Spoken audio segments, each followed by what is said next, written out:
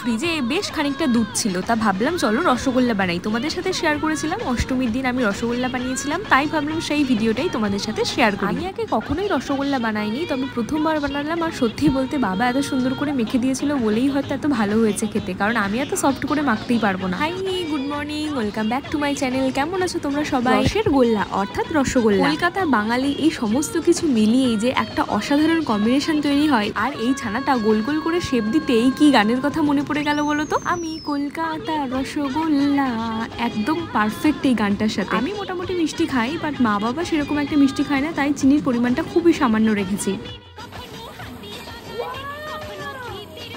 শুনতেই তো পেলে আমি পুরো অবাক হয়ে গেছি, এত সুন্দরভাবে ফুলেছে, এত সুন্দর লাগছে দেখতে, জাস্ট ফাটাফাট। একটা ছোট্ট টিপস তোমাদের সাথে শেয়ার করি, যখনই দেখবি রসগোল্লা ফুটাতে ফুটাতে ওর গায়ে এরকম হালকা ক্র্যাক হয়েছে, তার মানে রসগোল্লা একদম রেডি। দেখো কতটা জুসি আর স্পঞ্জি হয়েছে।